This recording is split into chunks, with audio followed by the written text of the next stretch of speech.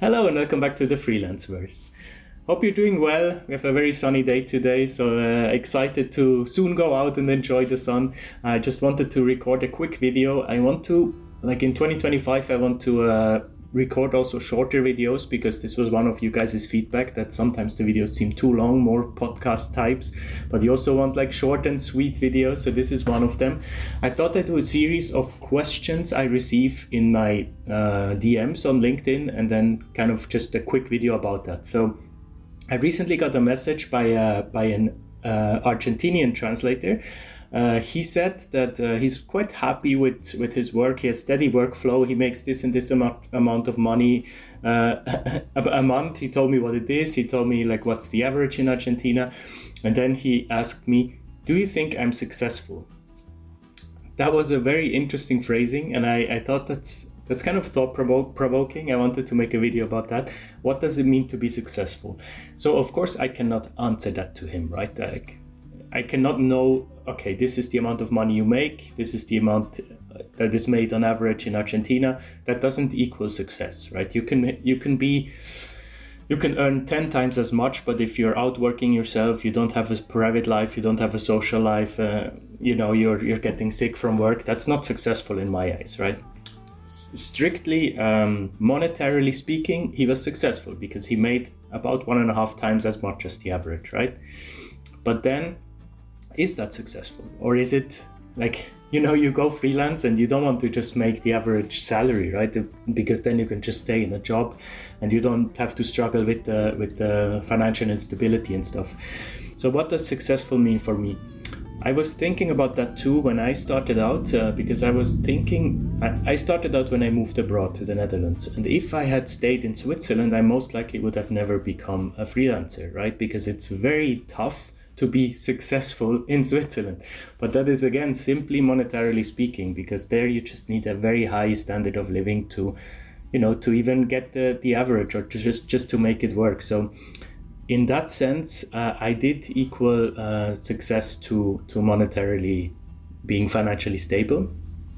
However, afterwards, once I started out, in my first half a year, I earned around 1,500 euros a month. Gross in the Netherlands. You have some tax exemptions if you're a first-time business starter, which is great because you can keep a lot of your gross revenue. So with that money during my studies, I was able to sustain myself, even save a little bit. So in my eyes, that was successful, right? But now, in my life that I am living now, if I earned 1,500 gross, that would be a failure because I couldn't live like that.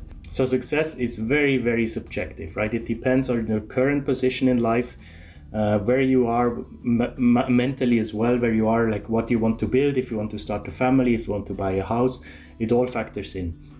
But what I want to also to focus on is that work is not everything, right? In the end, none of this matters. In the end, all of this is a fake world that we don't really, of course we have to do this to make money, but on your deathbed, you will not think, oh, I should have made 500 euros more in February 2025, right? That is, it's a very immediate pressure that a lot of people have when it's really about making like survival, paying the bills. That's a completely different story. But if you're comfortable and you're making a good living, there is always someone who makes more. So there is no point in always comparing to someone else, right? Because then you will never truly feel satisfied. So for me, I very much identified 3 aspects of life that contribute to my success, to my healthiness, to my well-being, which is relationships, health, and career, right? So it's like I see it as a triangle, and sometimes I do some kind of reflection and I kind of assign different points to these 3 aspects. So let's say out of 10. And so that gives a total of 30 points. So I allocate, let's say, 8 to career, 7 to health, and 9 to relationship. Then I have a total. And that gives me kind of because I like numbers as well, right? So it gives me a number out of 30 of my happiness, of my success. But that is very subjective still, right? So that number changes throughout life constantly. Just if it ever drops down to, let's say, 15, then that would mean that, okay, I need to change something, right? As long as I'm above, like, let's say 20, 22, 25, then I'm happy in life, it's where I want to be. So that is how I do it personally. Of course, that doesn't apply to all of you, but please let me know in the comments, what does it mean to you? Do you think you're successful? What does it mean? Is it strictly business related, or do you also factor in your private life? I would really like to know your guys' thoughts. I hope you like this idea of short videos. I'm gonna call it something like Freelance versus Snapshots or something. Let me know if you like it, and I see you next Monday with the next one. Take care, bye bye.